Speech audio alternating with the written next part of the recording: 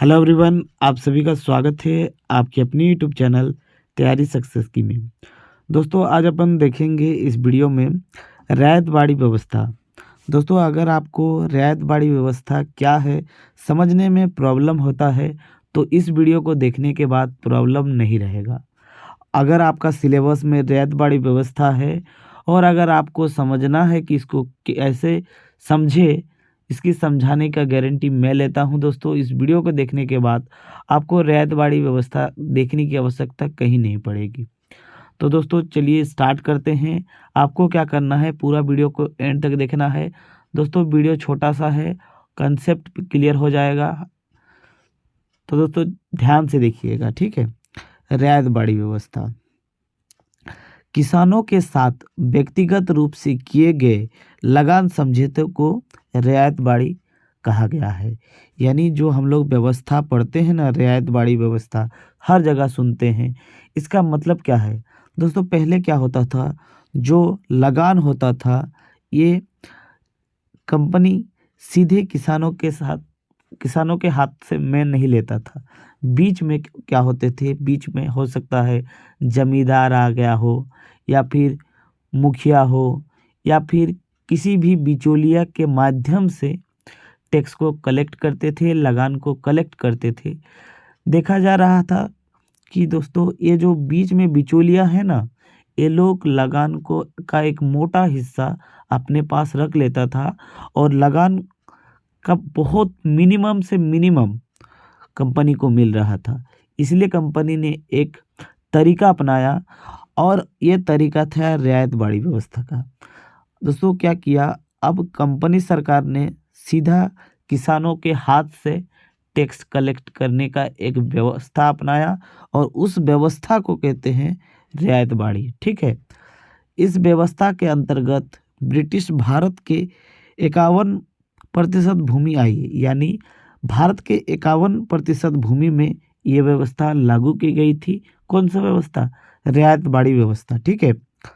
1792 में रैयत बाड़ी व्यवस्था बारामहल जिले में पहली बार कर्नल रीड द्वारा लागू की गई। दोस्तों, यहाँ पर आपका अगर ऑब्जेक्टिव सवाल एग्जाम में आए, आपसे पूछेगा कि सबसे पहले रियायत बाड़ी व्यवस्था कहाँ लागू की गई थी, तो अगर जगह का नाम पूछे तो याद रखना है बारामहल। दोस्तों, ये बारामहल मद्रास प्रेसिडेंसी के अंतर्गत आता था और मद्रास में ही पहली बार रियायत बाड़ी व्यवस्था लागू की गई थी। और किसने लागू की थी?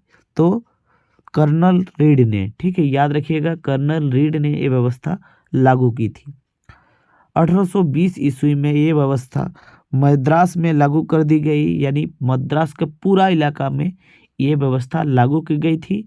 पहले 1792 में सिर्फ और सिर्फ ऐसी जगह में एक्सपेरिमेंट के तौर पर यहाँ पर लागू की गई थी, ठीक है।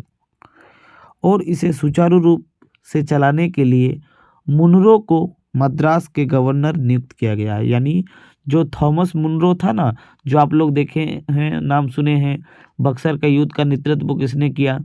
टॉमस मुनरो सुने हैं ना, तो वही मुनरो को गवर्नर के रूप में मद्रास का गवर्नर बनाया गया था, ठीक है। 1825 में ये व्यवस्था मुंबई में भी लागू कर दी गई।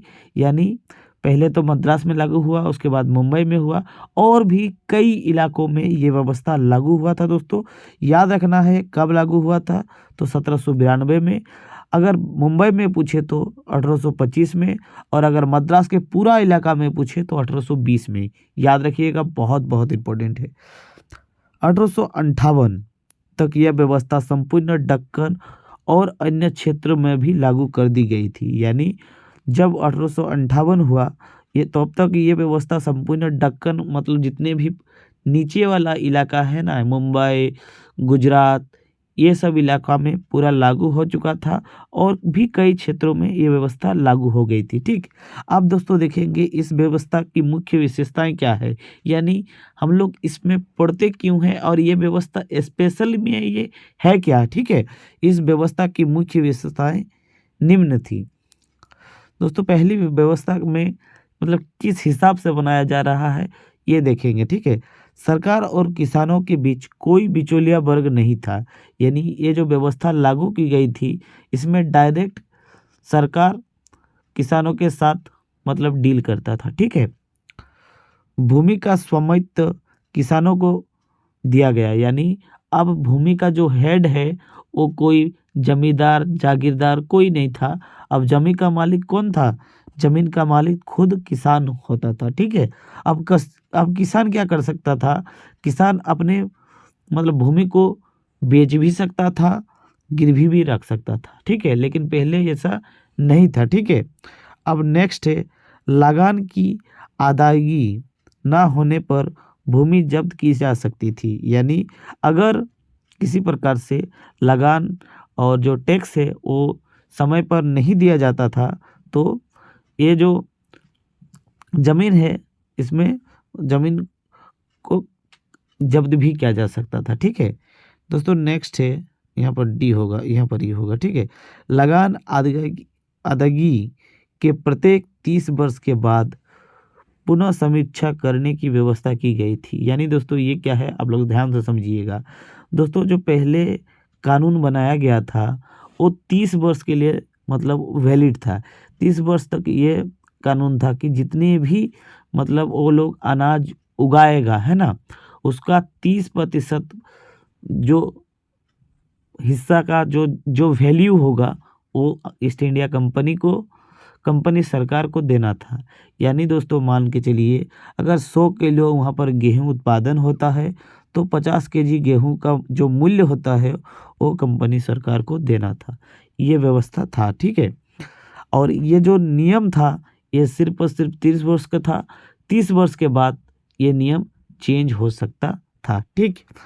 राजस्व के रूप में किसानों का उपज का 1/2 भाग देना था। यानी जितना भी उपज होगा उसका आधा हिस्सा कंपनी को देना था, जो धन के रूप में देना होता था। धन के रूप में मतलब पैसे देना होता था। वो लोग मतलब चावल दाल या अनाज नहीं लेता था। ठीक है। तो दोस्तों ये रहा आप लोगों का रियायत बाड़ी व्यवस्था।